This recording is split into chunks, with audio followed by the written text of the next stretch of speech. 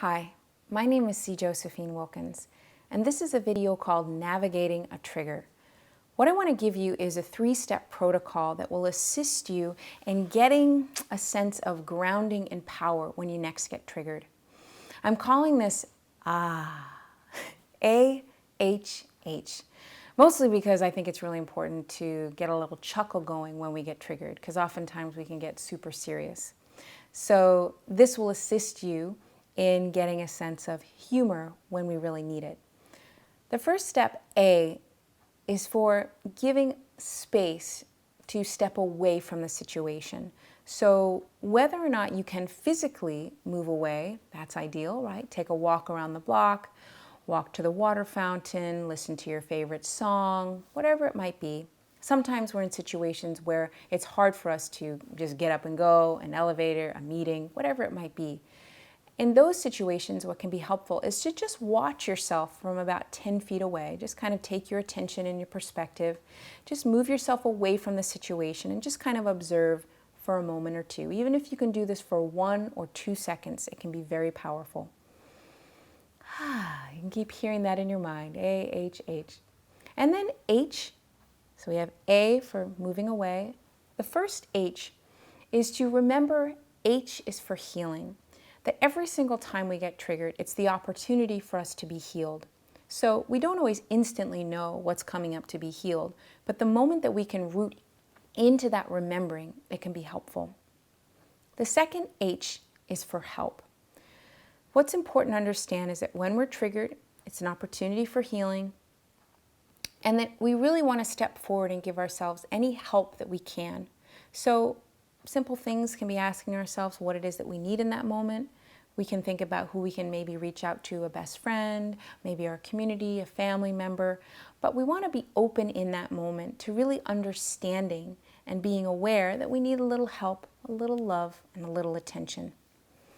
There are a myriad of different ways that we can get triggered. I just want to go over a few here to break this down and get it a bit more specific. So sometimes we get triggered because there is a purity in another soul that we actually can learn from. I'll give you an example.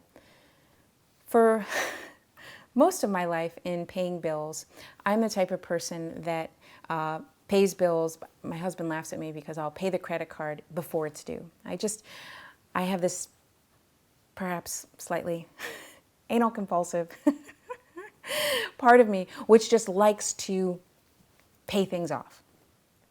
This is nice and everything. Whatever, it is what it is. Anyway, I have this acquaintance of mine who is the exact opposite. Absolutely late on every single bill, months and months behind on rent, despite the fact that she does have money. Anyway, doesn't pay her bills, la la la. And for so long, it would trigger me intensely. And I would just observe this person and be like, how does she get away with this? Like, how is this possible? And anyway, that was always my trigger going on. And the beauty of what shifted for me when I opened up, that there was actually a purity in that. And there was something, if I were to just take a little bit of the center of what was happening and occurring for her reality, was a greater sense of relaxation. And I could take just a little bit, not the full experience of what she's doing, the flakiness, the flightiness, all that, because I'm not really into that so much. But what I could learn from was her ability to be a bit more relaxed about it. And so I actually shifted that, and every single time it triggered me, I thought, well, how is it that I could relax around that? And since then, I still always pay my bills on time, but I'm a bit more relaxed around it all. And that's really helped me and served me. So sometimes when people are triggering us, there is an essence, a little bit that we can take, the purity of that energy that they're riding within, and have it benefit us as well. Another way that we get triggered, and you've heard this a lot before, I'm sure, is that people will say, you get triggered because you see a part of yourself in somebody. Well, this is really powerful actually, because a lot of triggering can happen because it can clarify exactly what our strengths are and what it is that we're wanting.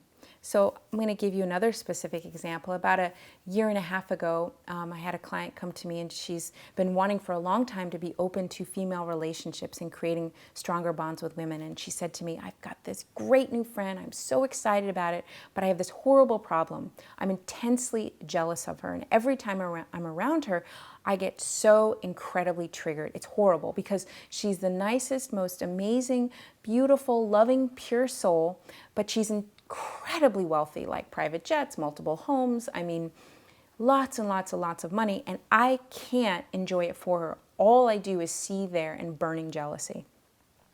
And so I gave her the exercise, which I'm going to give to you.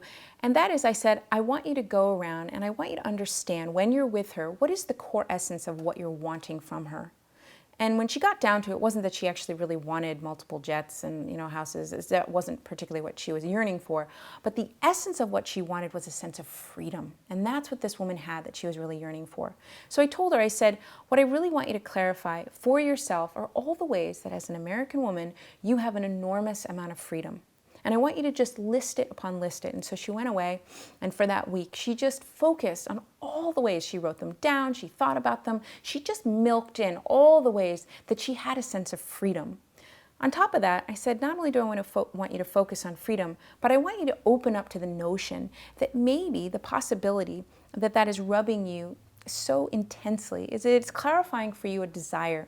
And the desire that you have is for freedom. And if it's that heightened, what I've seen again and again, over and over, is that that means that it's on its way to you extremely, extremely quickly. When things get in that real heightened nature, it means not only do we want them, but they're coming to us.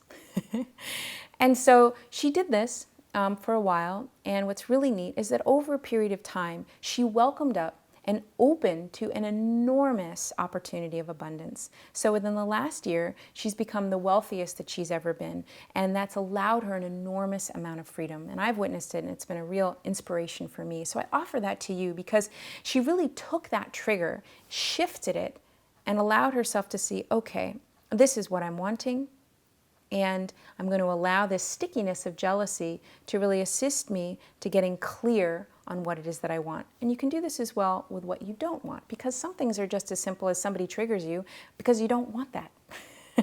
And sometimes it's that simple. Ooh, I don't like that. I don't want that. And that's all great information as well. So as you move forward into your life, I am setting the intention that whenever you're triggered, you're open to an experience of chanting, even if you can do that out loud, it's super powerful. And that gives you the opportunity to open up to all the ways, again and again, over and over, that triggers can be this huge blessing for us on the experience of opening up to greater love, greater compassion, and greater peace. That's it. I'm sending a huge amount of love your way. Bye-bye.